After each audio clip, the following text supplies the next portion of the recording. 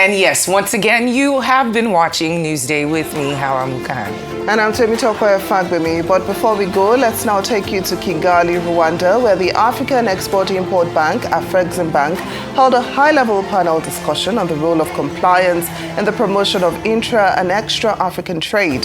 The session brought together experts, including Afreximbank Regional Director and Ecobank Rwanda's Managing Director, among others. Moderated by Eugene Kenneth Anangwe, the conversation focused on how strong compliance frameworks can foster transparency, investor confidence, and sustainable trade growth across Africa. Let's take a look.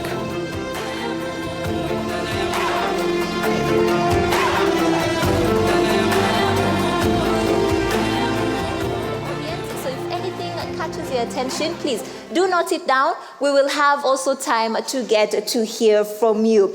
Our first panel discussion is going to be on the role of compliance in intra and extra African trade. And as we've really been told by our leaders, we will be exploring the heart of this forum's theme. We will be looking at how best we can grow trade within and beyond our borders. This conversation will be moderated by Eugene Anangwe, the founder and CEO of East African Media Group. Let's welcome him as he comes and gets ready to usher in the panel. Very, very energetic. You see, he comes carrying the energy that will be reflected in the panel discussion. Sound check. When I saw it's Fiona emceeing, I was so happy. Doesn't she bring energy in the room? Let's give her a round of applause, ladies and gentlemen. I need you to just turn to the person seated next to you, tell them good morning in your language. In your language, just real quick. Just real quick. Just real quick. Ah, yeah, that's it. Thank you. Thank you. Now that we all know that we are a diverse community of people in the room, allow me to call on stage my panelists that will be joining me, starting off with the Managing Director of Ecobank Rwanda, Karine Umutoni. Let's appreciate her as she comes to join us on stage this morning. Also joining us is none other than the Regional Director, Regional Operations, East Africa, Afreximbank, Mr. Kudakwashe Matereke. Let's appreciate him as he comes as well. Please, let's also put our hands together for the Director General, Intergovernmental Action Group Against Money Laundering in West Africa, Mr. Edwin Harris. Let's appreciate him as he comes. They said if you don't clap properly, they will not come. Let's just go. All right, let's put our hands together also for the Acting Director, Economic Development, Integration and Trade, Head of Economic Policy and Sustainable Development at the African Union Commission, Patrick Nzana Olomo. Let's appreciate him as he comes to join us this morning. And let's also appreciate Chief Compliance Officer and Company Secretary at Oando PLC for Lasade, Ibidapo Obe. Let's appreciate her as she comes as well. Last but not least, the Group Chief Executive Officer of CPZ Holdings Group, Lawrence Nyazema. Let's appreciate Lawrence as well as he comes. And finally, we have Malik Gwaye, who's the Director General of Wave Digital Finance. Let's appreciate him as he comes to join us this morning.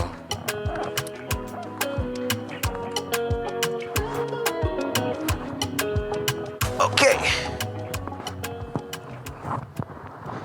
Let's make sure our mics are on. Sound check 1 2 1 2. I love this panel because it is not a manual. And so I want to start with Karine because you are part of those who've made it not a manual. So it's officially a panel. So Karine, from where you sit, I know we are going to be discussing the issue of intra-African versus extra-African trade, but also look at the aspect of compliance in that particular sense. I know Ecobank is, touted as a Pan-African bank. You have a vintage point of, operating in across more than 30 markets. And I want to understand from where you sit, from an intra and extra African trade perspective, how are you shaping, or how do these two things shape economic transformation for both businesses and consumers from that aspect? Let's start from there. Thank you, Eugene. Good morning. I'd like to thank the Afrexim and the Central Bank and all the organizers. I think it's very crucial for us to discuss and talk about this topic. Compliance has become, we used to see compliance equaling to fines, regulatory fines, but today we all know that it's an enabler for business growth.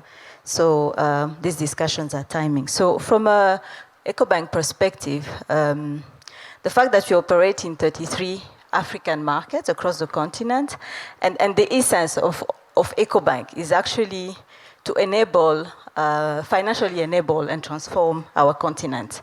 And you cannot do that without trade. When you look at statistically, when you look at Africa trade as a component of global trade, we're still talking about 5%. And then when you look at intra-African trade, we still talk about 15%. Yet when you compare to how we trade with the global world, we talk about 60%. Clearly, there's a challenge. And the challenges that are real. The barriers to increasing those the trades are real. We still have a fragmented regulatory environment. We still have different compliance regimes. We operate in 33 countries, but as much as we harmonize our internal compliance regulation and operations, you still see that we have infrastructure to enable payment across the 33 countries. However, the regulatory environment, the fragmented regulations, do not enable us to actually move flows from one country to another. So the infrastructure could be there, but still the fragmented regulation still does not enable that, and that is really a real barrier. There's also, of course, limited logistics within our countries. When you talk about logistics, there's logistics and also payment logistics. Interoperability is still not fully integrated in all our continents. We have currency constraints. You may purchase something from Kenya, or you might purchase something from Ghana, but you're still asked by the seller to pay in dollars or in euro. Yeah. Why not in our own African currencies? So all of that is really resulting to a perceived high risk, from a compliance perspective, and that is also raising trade finance costs. So from where we sit, we really see it as an opportunity. Yes, these are challenges, but these are opportunities that we must reap and address the shortfalls. And we can only do that when we're partnering with the likes of the Afrexim, with the likes of other players, to ensure that, yes, the platforms are there, but how do we advocate to have systems and regulations that enable us to really grow the intra-African trade? Right, thank you. Thank you, Karine. You've set the tone in a very good way, pointing out some of the things that we need to fix and continue to stand in the way, and that makes a very good segue for me to go to Mr. Kudakwashe, especially from an Afreximbank perspective. I know Karine has mentioned the challenge of foreign exchange. If you have to pay for a product from a different country, you have to change and all that. But I'm also aware that there's what we call the Afreximbank's PAPS system, and I need you to just maybe shed some light for those in the room that have been going through what Karine talks about. How does or what is the role of the compliance and the Afreximbank? Okay, so I'm running out of... you want to say Afreximbank? Yes, Afreximbank, yes. In what ways does the PAP system support in what Karine has just mentioned, but also the Africa Trade Gateway, which I'm also aware is a platform that is aimed at sorting some of these things that we just had on the floor? Okay, thank you very much. The best way to look at it is an analysis of the challenges. So when you look at the challenges, we struggle if Karine says she's a trader in Rwanda and I said I potentially can buy goods from her in Uganda, she's looking at me and thinking, do I even exist? Right?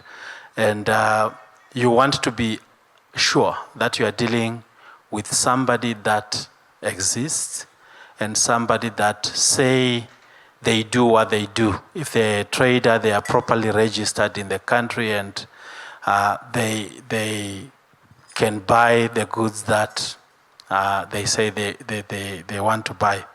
The second challenge, so it's KYC. That's the first challenge. The second challenge relates to financing. So, do I have enough money to buy the goods, or does she have enough money to even contemplate preparing an order so that I can receive the goods? The third one is just the link to know, a platform which enables people to know that if I go on there, it's genuine and the order that I get will be delivered. And then the other one is the payment. Now you're talking the payment and settlement. Are they going to be able to pay for the goods and settle in the currency of my choice? So we layered all that and realized that we need at each point a digital tool that speaks to the challenge. So for KYC, we have got Mansa, and I don't know how many people know about Mansa or we have been spoken to about Mansa, which says we want all SMEs in Africa to be loaded on the platform so that they can be identifiable as a corporate or as an SME, and that at any given time, by the time they come onto the ATG platform, they are verified. We are doing that. So we are building a community for trade purposes. And we have Mansa to deal with KYC.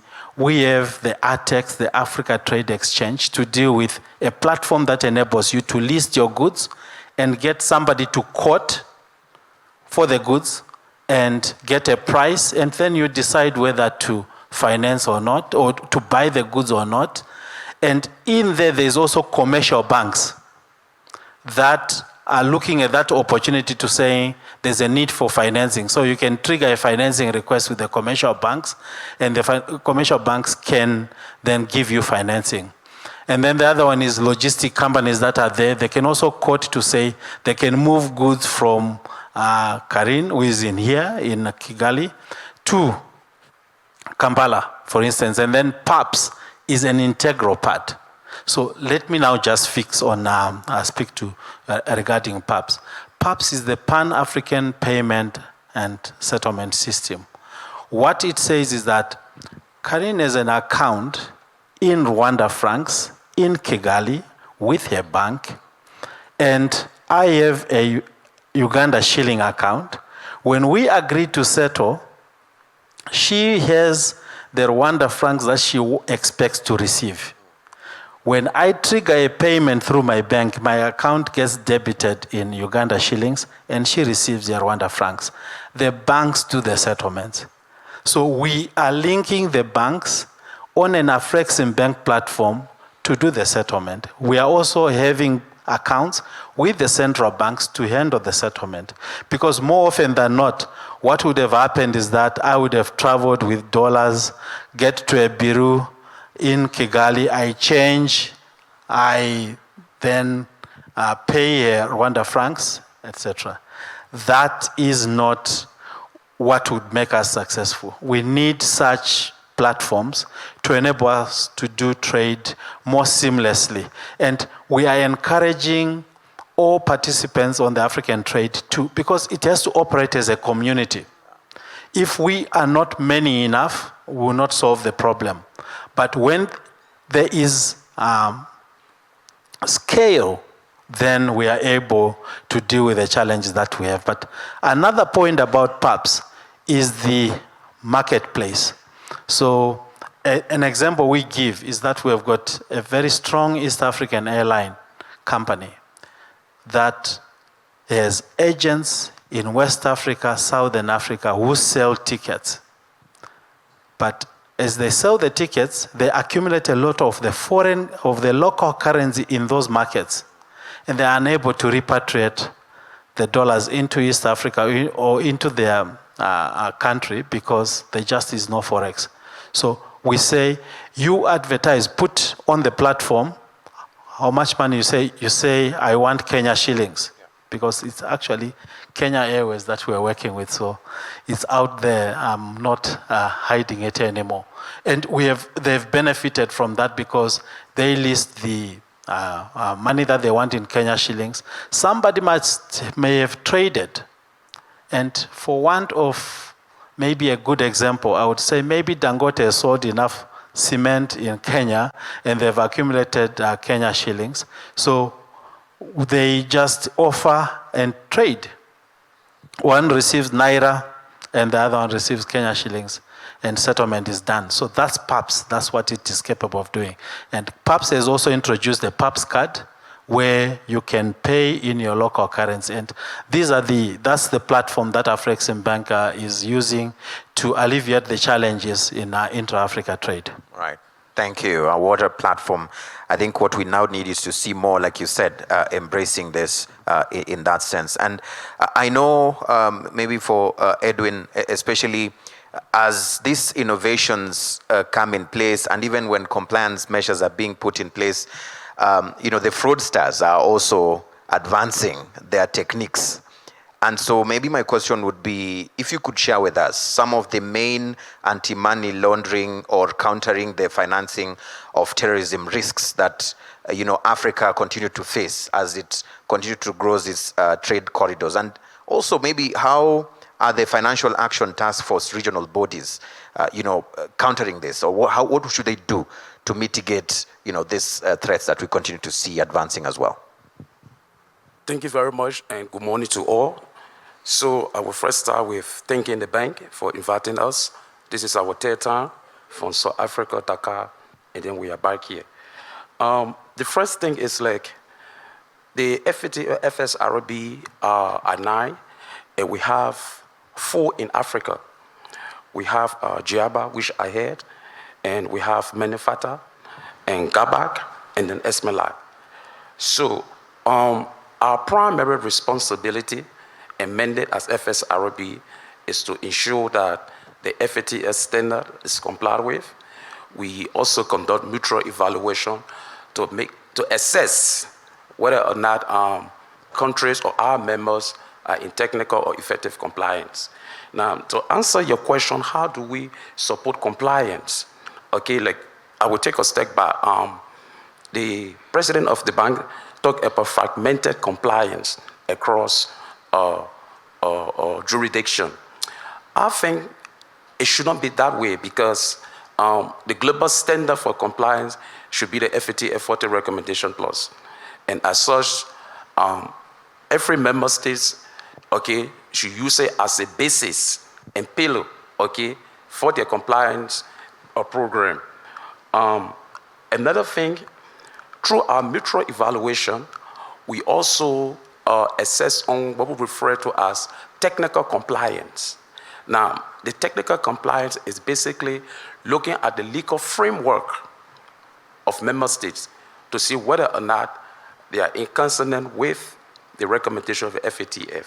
Now, if it is so, then the issue of compliance with regulator and supervisory now should be the basis of enforcement and thing. Now, what we also notice in assessing trade as FSRB, as we assess and provide technical assistance to these member states and thing,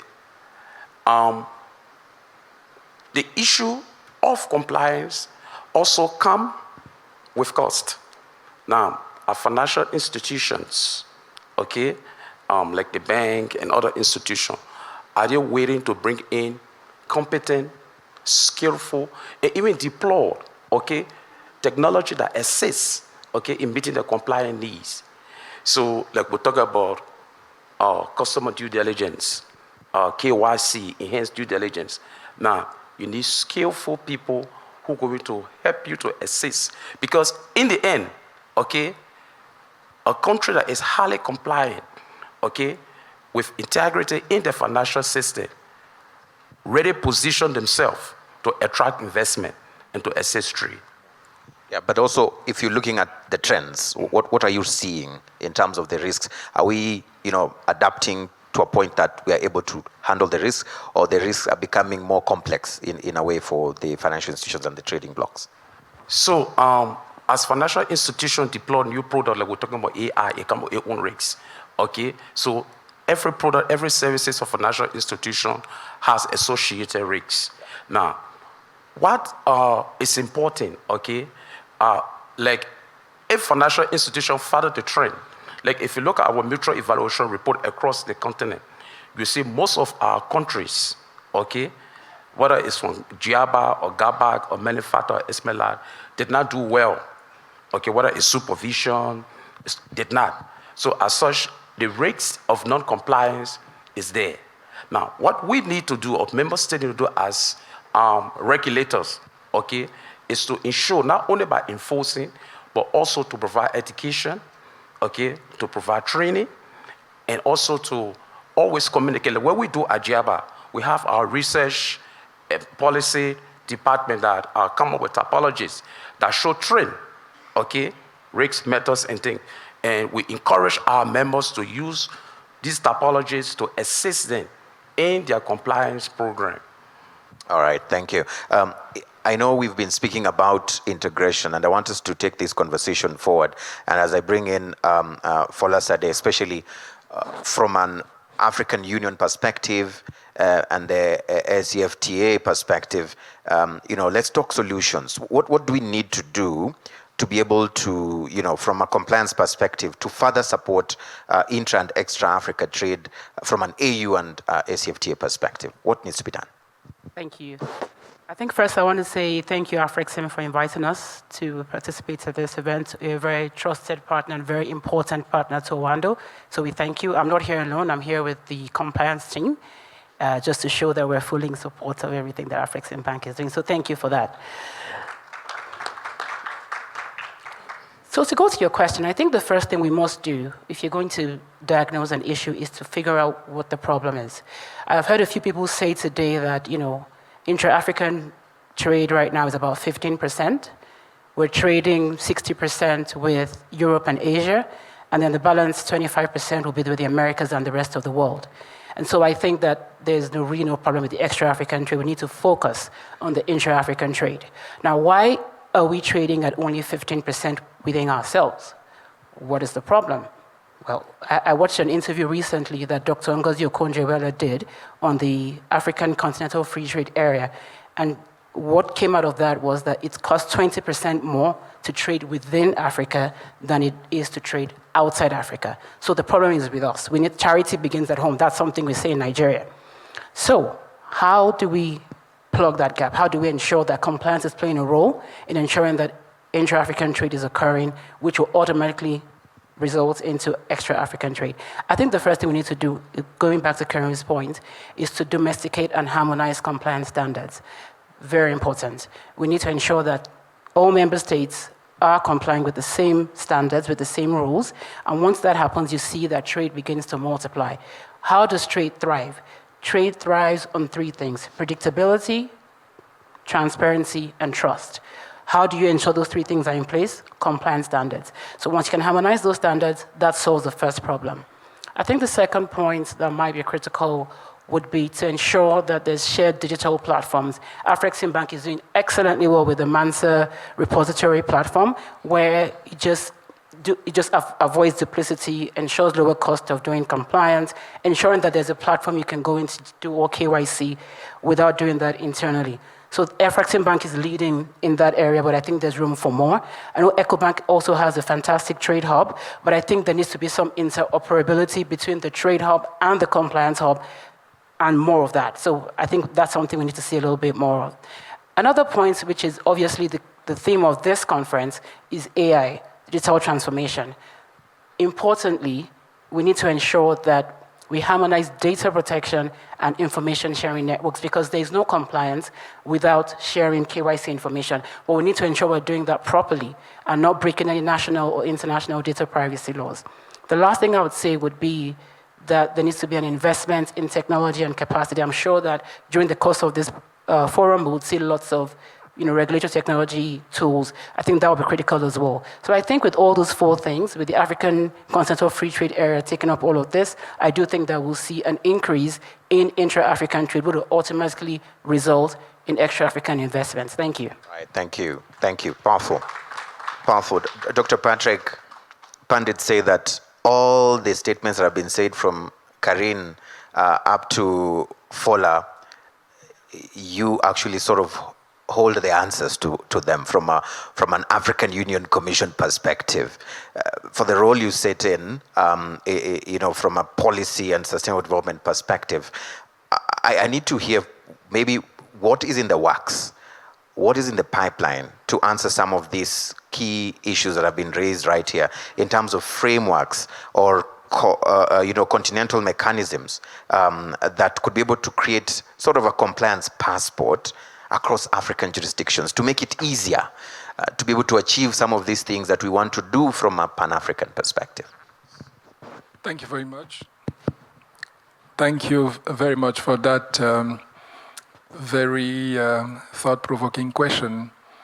First of all, allow me to seize this opportunity to sincerely appreciate Afreximbank for organizing this very timely and opportune meeting today in Kigali. And I would like to thank my dear brother Idrissa for bringing us together and for the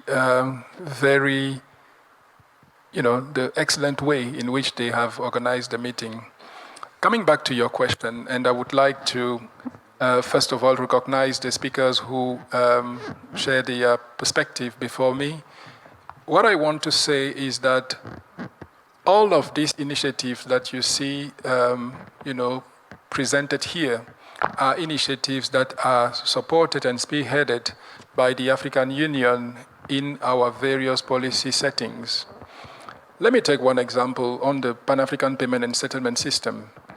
What we have to be aware of is that the Pan-African Payment and Settlement System was first discussed in the AU premises and was endorsed by our heads of states who have tasked the Afreximbank to support the continent in implementing that strategic tool.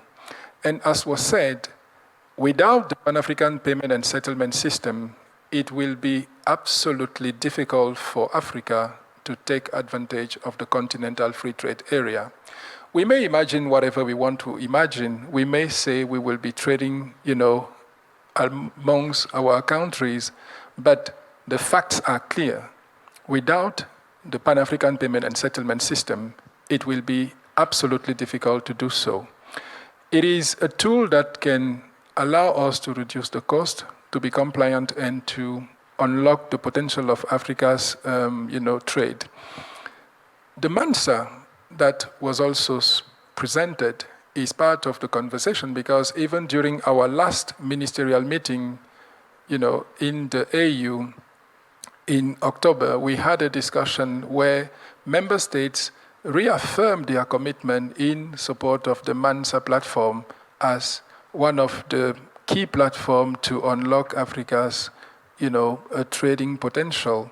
So this said, I just want to let you know that the African Union is at the center of these processes. And one of the key things that was spoken by my previous panelist was that without, compliance and without the ability of our countries to follow the path that will lead us to unlock the barriers that we see in our trading system, we will not be able to make it. And for that, speaking to the FATF issue that was raised by one of the previous panelists also, at the G20, we have started a conversation with, the international community to highlight the fact that Africa is making significant progress in addressing the challenges that we are facing internally in the continent, that there is need for an international accommodating environment to ensure that we are able to deliver on the critical issues that we face in terms of governance, because at the heart of the problem is the governance issue. One example, the cost of corruption alone is estimated at about 140 billion per year. Let's just imagine if we are able to put in place systems that will cut corruptions. That amount of resources can be invested in productive transformation, because we spoke about the AFCFTA. If there is no production, how will we be able to take advantage of the potential of the intra-African trade, which is estimated today at, let's say, $3.4 trillion, but estimates that we have are projecting the continent in the next 2 decades as at a level of nearly $15 trillion if we just make sure that we correct the misalignment that we see in our system. It tells you that there is a huge potential. So look at agriculture, look at industry, and look at the services we spoke about, harnessing the potential of artificial intelligence. And the African Union has placed that agenda at the top of our submissions at the G20 to say there is need for an international accommodative AI environment that supports structural transformation, not only in developed economies, but also in developing economies. And we are now negotiating the outcome document of the G20 Leader Summit, which will be held this month in just a week in South Africa. Our priorities are priorities that are, reaffirming, the commitment of the continent to transform its internal processes, because what we have said to the G20 is that development is first and foremost a do-it-yourself process. It shouldn't be an imposed process. So we are making sure that we are correcting, the misalignment that we see in our systems, and we do believe that we will be able to trace the path for a prosperous continent. Lastly, we are losing also 90 billion on illicit financial flows, which is also part of that governance problem. Let's look at the misalignments that we have also in terms of credit ratings and in terms of, misperception of risk in the continent. Africa is not the riskiest continent in the world, but unfortunately the premium that we are paying, due to the fact that the perception is not right, is absolutely misaligning our development priorities. So there is need for us to understand that as we sit in this room and we're discussing, our development shouldn't be resolved by anybody else. And just this year, we have been able to shift the narrative on the positioning of the continent in the continental setting and even in the international settings. Why? Because we had our first ever conference on debt in Africa, which was in Lomé, Togo, from 12th to 14th of May. And we adopted a landmark document, which is the Lomé Declaration, that stipulates Africa's willingness to be compliant to international standard, but also to change the narrative of how we do business in the continent, how we manage debt, how we invest, how we position ourselves in the global settings. With that, we've been able to obtain this year at the G20 level, and you can imagine how difficult it can be to have a ministerial declaration on debt that supports the fact that the debt challenge that we're facing today is a development problem, not only for the continent, but for the globe. We also were able to shift the narrative in the discussions that led to the adoption of the outcome document for the 4th International Conference on Development. So you can see that with all this excellent work that is being done here, we are already on the right path to change the continent. The only thing we need to do is to foster implementation, and just implementation. Thank you. Yeah, while you still have the mic, let's have the appreciation. While you still have the mic, I think we want to make sure that in the next Afrexim, forum that we're going to have, we're not hearing Karine talk about the same challenges she's just spoken about today. I know the continent is not short of the declarations. There have been so many of these declarations. What must happen for the implementation to happen? Carrot or stick? Where do we go, Dr. Patrick? The main problem is that we have to hold each other accountable, because what we usually think is that compliance or, following the rules is something that will come from the top down to us.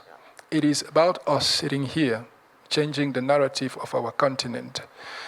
And I can tell you that if us, the citizens, the sons and daughters of this continent, we are committed and determined to make things change and to make things work, you will see that things will work. Let's just ask ourselves one question. What have I done myself to make sure that things move forward?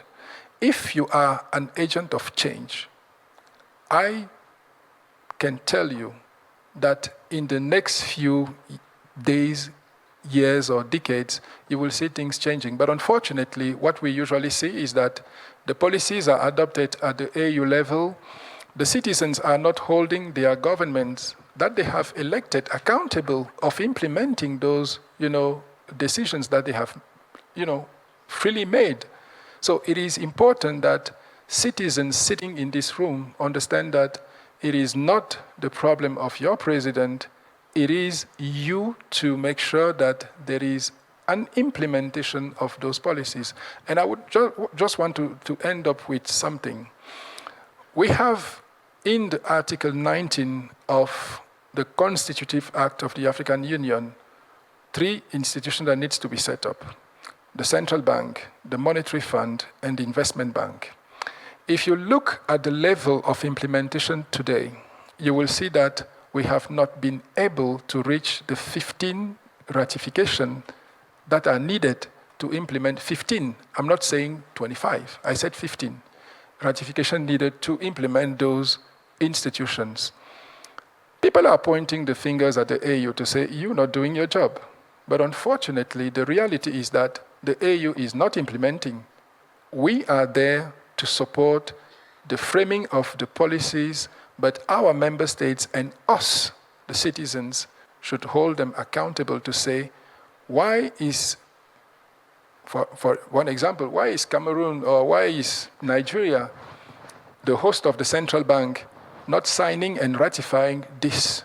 That's the question you should ask them, because unfortunately, our weakness in implementing those policies is changing our positioning in the global setting, because you are weak, we are weak, and unfortunately we cannot speak with the stronger voice that needs to be elevated for Africa to be the global superpower that we are. Because look at the dynamics of the population. Look at the resources that we possess. Look at the formidable potential that we have. I can tell you, I was out negotiating an outcome document with the EU. We are negotiating with the G20. At the same time, we are negotiating with China, with India, and with all the partners.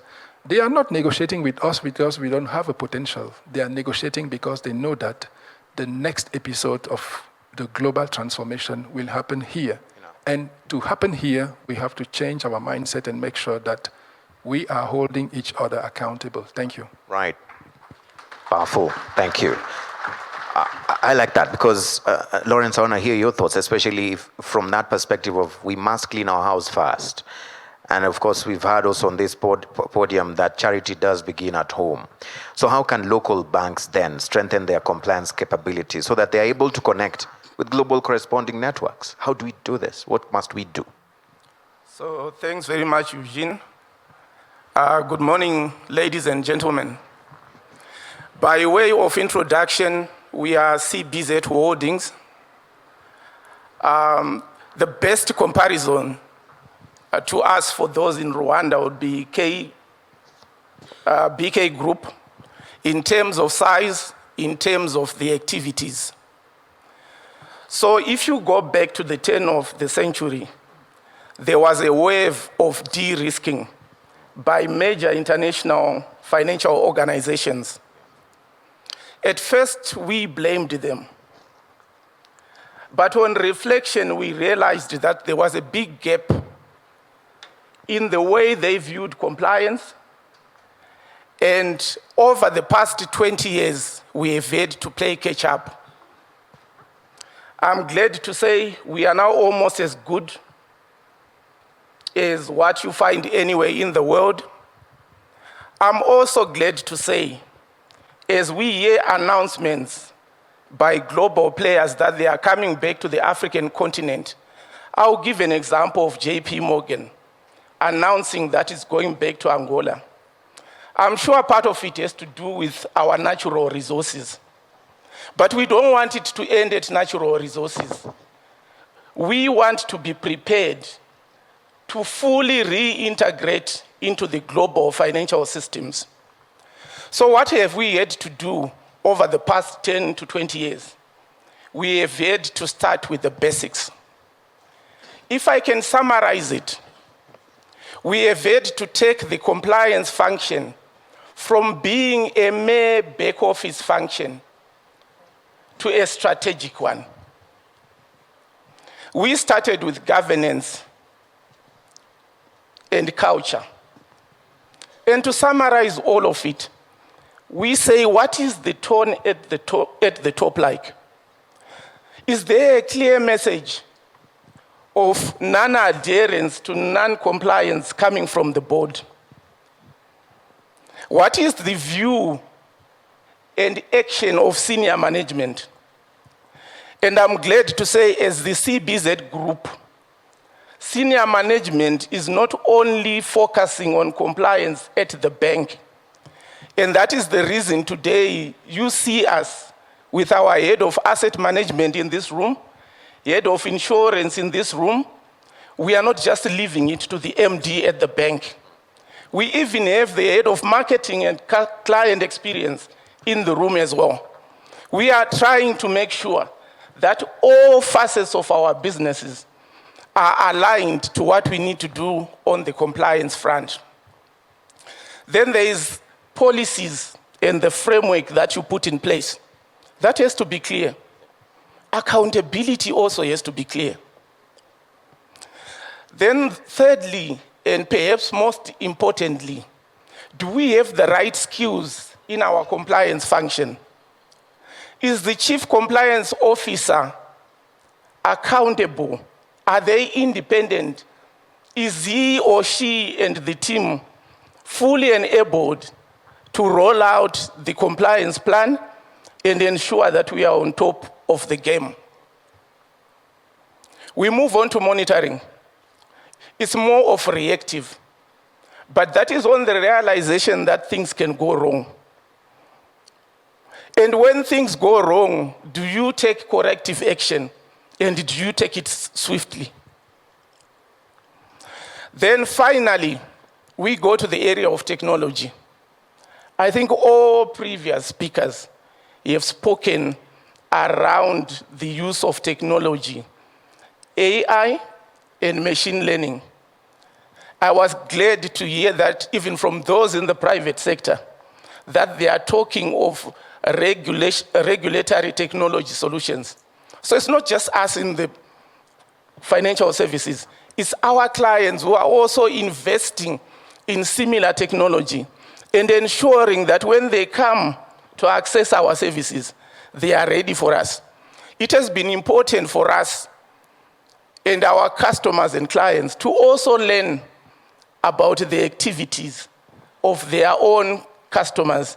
And this is where we are grateful to Afrexim. The technology that they've put in front of us is world class. You talk of the Manza system, where, like Kuda was saying, you want every SME on the continent to have their data on that platform so that it makes it easier for our own SMEs to know who they are dealing with. The PAPS system is also world class. It is said that as a continent, we spend annually at least $5 billion just changing from one currency to another currency. So when you have a system that has been put in place that enables somebody in Ghana to pay in Ghanaian cedis when they are buying tea from Kenya. That is as good as it gets. So congratulations to Afrexim, and thanks very much for enabling trade on the continent. Thanks very much for giving us compliance tools. And then coming back to this platform, we have gotten as CBZ our 2 monitoring platforms from what was exhibited last year. So it's not just compliance speak.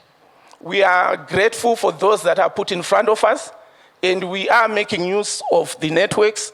We are making use of the technology that is being introduced to us. Powerful. Thank you. Thank you.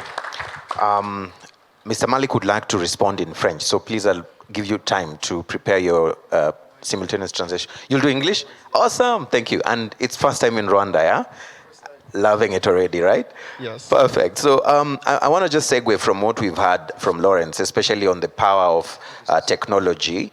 And, you know, technology keeps evolving. Even as we speak right now, there's something new within a fintech solution that was discovered a few minutes ago. And here we are, we're saying that we need to actually use tech within the regulatory system and compliance system. So what is needed from a regulative, innovative way to ensure that fintech-enabled trade aligns with global compliance norms? Because every country has its own different set of rules. How do we do this? Thank you very much, and thank you for having us in Kigali. Yes, it's my first time here, and the same for the delegation I came with. Nevertheless, we'll be glad to have you back in Dakar very soon, after the previous edition you have had 1 year ago. So thank you very much. So, you know, Wave is operating at the moment in 9 different countries. 9 different countries and 5 different economic zones, which is quite difficult for us to manage. At the moment, in most of the country we are operating at, we are the leading company in terms of mobile money. And it's also important for us to be sure that all our markets are also interconnected, and mostly to interconnect our customers, which is quite difficult for the moment. This is why we have a huge program consisting to put in place a common compliance framework consisting to take the best of each regulation in order to have a common program, which is quite important for us in order to take the best or to take the more restrictive rule from each of those framework in order to have a common compliance one. It's not an easy task. It's not an easy task because even if, for example, in the YM zone, we have the BCAO, which is covering 8 countries. It's sometimes quite difficult also to be able to foster our products, but also foster our market share. And that's the main reason why we are obliged to partner with banks. But those banks also have their own rules they have to follow, which is also another complexity to the world complexity we are already facing too. And so far, what we are doing is to try to partner with those banks, trying to find the best fit in order to be able to expand our products outside the country. We are glad to hear those initiatives launched by Afreximbank, the Mensa platform, but also the PAPS one. We are looking forward to join it, but for the moment, we have to confirm, and we are all agreed that African trade future is inclusive, digital, but also interconnected. We have to take into account those 3 parameters, and that's the main reason why at the moment we really cherish this moment where in the future we will have, for example, an SME in Senegal, which will be able, for example, to do all the onboarding process only once and be able the day after to operate and transact all over the continent. This is what we are looking for, and hopefully we will be able to make it in the near future. I really would like to echo what my dear representative from the AU just said about the call for action. 1 year ago, we have been finally adopting the digital trade protocol 1 year ago. we need to foster to put it in place. But 7 years ago, we have been talking also about the ZLECAF. So it's important now to give a boost to the implementation of all those rules in order to have this digital market or this digital trade market interconnected but also inclusive one. And Fintech as Wave are looking forward to be part of the journey, and hopefully we will be able to make it and also contribute the best we can in order to have it made. Thank you. Powerful. Thank you. Thank you so much. Wonderful. I want to open the floor. I know we have almost now 14 minutes that I want us to share within the audience and also for the panelists to be able to respond. Please raise your hand. When you ask, you could introduce yourself, and if you want the question to go specifically to any of the panelists, please do specify who, and we'll be able to respond to that. Keep it as short as you can so that we can all have a chance to ask a question. Any question, feedback, comment, solutions? That's what I'd love to hear more. What do we do from here? Yes, there's a hand at the front, please. More mics, please. Hello? Okay. My name is Ajoke Omole. I work with Owando. My question to anyone on the panel, and thank you so much for the insightful views you shared with us. We've talked about having domesticated compliance. We've talked about having the need to have regional cooperation amongst us and all. However, we need to also take into consideration that some are struggling with compliance. So how do we address that? So some countries are better off, or members, so to speak, are better off than the others. So how do we address the weakest links in order to make sure that we are reflecting, we're helping to reflect what we want Africa to look like? Like we've already identified that, we suffer a risk of being, there's a projection about us and that's affecting us, even though that's not what it really is. So how do we address those who have low compliance attitude to things so that we're all at par and then we have a better projection as a continent? It could go to anyone. Thank you. And next one, who has the mic?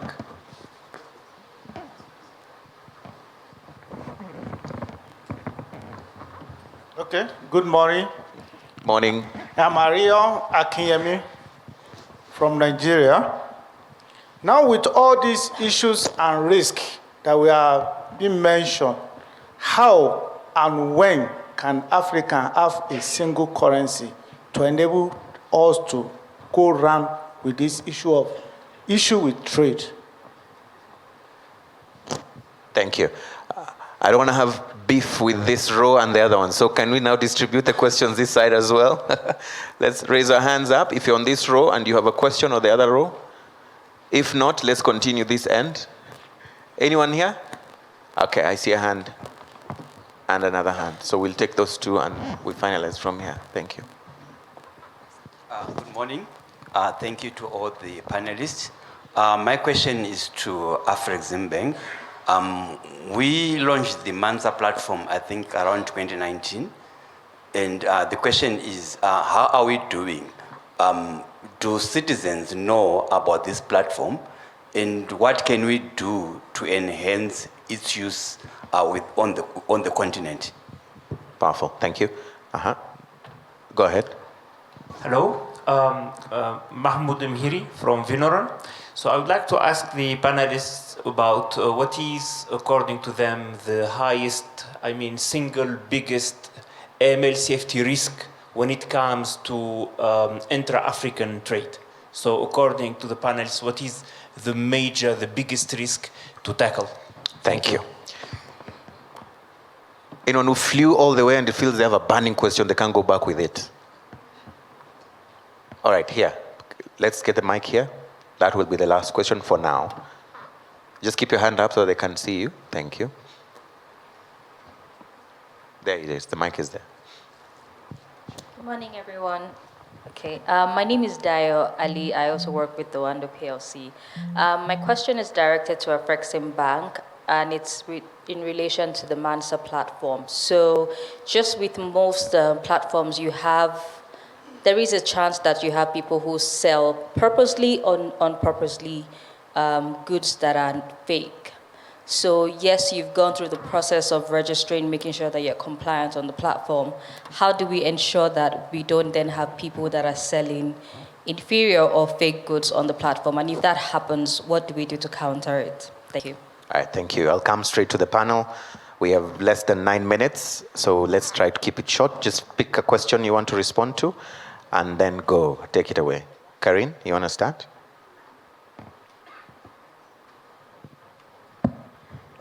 Thank you. I can take the second last on the major risk that we see with intra-Africa trade. I think what the biggest one is using, as we expand intra-Africa trade, we see trends of businesses wanting to use it as a conduit for illicit funds. So there's multiple ways, because trade compliance is quite complex because there's a lot of touch points, and there's a lot of touch points that you need to assess against compliance, be it the under or over invoicing or multiple invoicing. And some of the things that we're doing to address that is using technology and AI-driven tools or systems to ensure that we really look at all the data points and flag abnormal patterns. For instance, you see doubling of volume from a specific client suddenly, or unusual trade routes. So these are what technology is really enabling us to do. But what is very sure, as much as we talk about AI and technology, we must really ensure that we don't look at it as a black box. They still have a lot of, we need to understand the algorithm. So the compliance officers need to actually understand how it works and have some reasoning behind to not leave it to the systems alone. And yeah, I think that's one thing I can say. Yeah, thank you. Mr. Kudakose, I think there was a question for the Afreximbank, several of them. The Mansa platform, the fake goods, inferior goods. Yes, let's go. Thank you very much. Can you please allow me? There was a question on how do we address the weakest link. Yes, that was asked. The weakest link is to acknowledge that there's a problem to be fixed. And then those that have seen it or that have addressed such problems can come and help the one with the weakest link. One thing for sure is that if your house is leaking, you are better off raising alarm that the house is leaking. Neighbors can come to help. How can we, as Afreximbank, how do we enhance the use of Mansa? Mansa as a tool is just helping you to solve a problem within the context of trade. It cannot be the end. It's a means to an end. So once you are on Mansa, then there is need for us to then scale it up. And if you are a member of ATEX, have parties that trade to access the platform for ATEX. There you will be able to match traders, one with a demand and one with a supply, and then the trade happens. That is the expectation. And this is the reason why you may have seen that at some point we were selling these they were separate, but now they are a platform. The platform is now the Africa Trade Gateway, where the package of solutions are now talking to each other. So the solution to that, now that your clients are on Mansa, keep on building the client database on Mansa and let them use the other tools available, matching trades, Trada for information. You can now access information about if you want to sell this product to this country, is there demand, is there availability? So that's trade information. It also solves the payments or financing, and then the payments and settlement. So it's now a package. So we want that community to be expanded, and that's what we are driving at. And if there's any particular questions that you may have on how we can grow that, I think Afreximbank staff are here.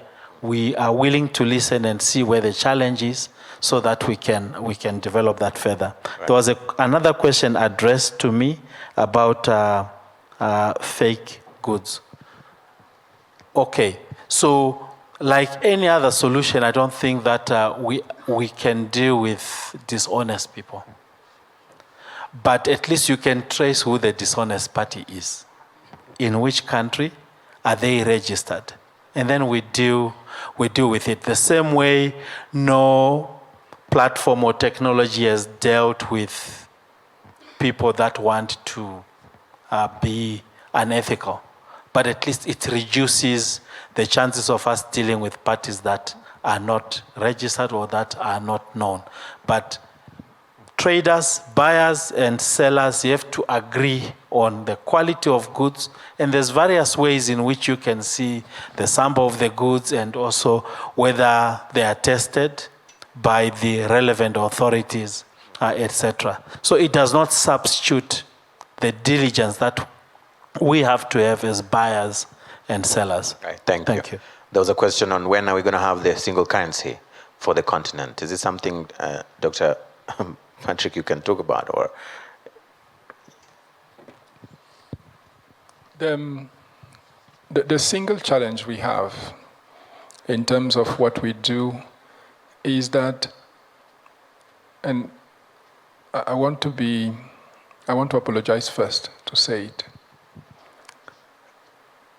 We are the only continent in the world where people think about perfection before trying whatever they want to do. As we are looking for perfection that we will never achieve at the starting point of a process, we will be only losing grounds on what we need to do. Concretely, the single currency was supposed to be in place already. But unfortunately, due to the fact that we don't believe as Africans that it is possible, and we raise the kind of complexities that are not allowing us to move forward, we have adopted in 2022 the African macroeconomic convergence criteria. When we track the implementation of those criteria that are leading us to the central bank, you will see that most of our countries, if not all, are not compliant in terms of following those rules that we have adopted. So the key question is, we will take a century again to discuss these issues about there is need for us to do this, there is need for us to do that, there is need. Time is no longer for there is need. Time is for let's do it now. Let's do it now. And as I said, you cannot imagine the potential on which we are sitting on. We are the only people not seeing. Yeah. But I can assure you that if only we could be realistic, we could be practical solution providers to what we do on the continent, it will be fine. To conclude, on the PAPs, we had a conversation recently with central bank governors, and I want to say that, and those who know me know that I always speak what I think is, the way to say. I said to central bank governors that time is not on our side as we are reflecting if we can implement the PAPs, if we can move forward, if we can. Let's move forward. I think there is $1 billion guarantee from Afreximbank in case there is a problem with the PAPs. What are we waiting for? Yeah. There are only few countries that are participating now and few companies also that are part of that platform.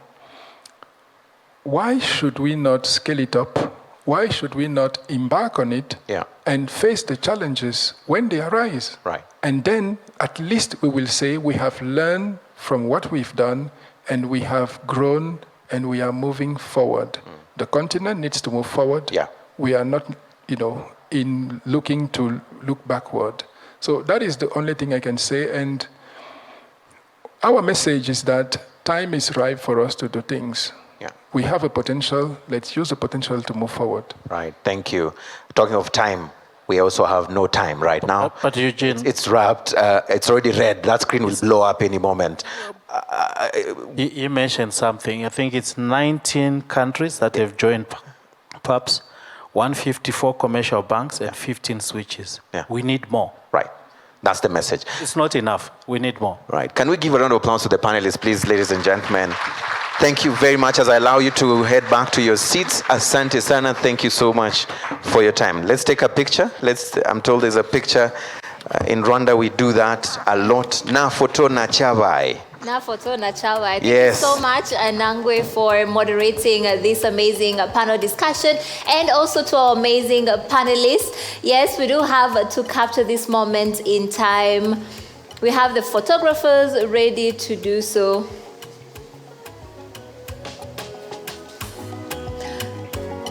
This was a very insightful panel discussion on the role of compliance in promoting intra and extra-African trade. And they've really highlighted some key points. Please do exit from the right side of the stage. They did highlight really some crucial points, and for us to achieve sustainable growth, deeper regional integration, this can only thrive. Please kindly pass through the right side of the stage. We do have a small gift of appreciation ready for you. Let's appreciate them with a big hand clap. Yeah, they've really said where there is trust, transparency, and adherence to strong compliance framework, that is only when we can really achieve what we are aiming for. Ladies and gentlemen, that panel discussion really sets the pace for other amazing conversations that we will be having. We're now going to take a short networking break. As it has been highlighted, one of the importance of also having you all here is building connections and building the network. So we'll be having our networking break right outside. Coffee and tea will be served in the auditorium downstairs. We will have 30 minutes for that, and we'd like to ask you all if we could all meet back here in 30 minutes time. And also, as we walk out, I'd like to request if we could all please be part of our family photo. We want to have a group photo with each and every one of you here, right outside. We have the protocol team as well as members of our team who will be helping us make sure we manage to accomplish that. And for those of you who are yet to collect your badges for this particular event, we encourage you to pass by the registration desk that is downstairs. So thank you all. Let's meet back here in 30 minutes.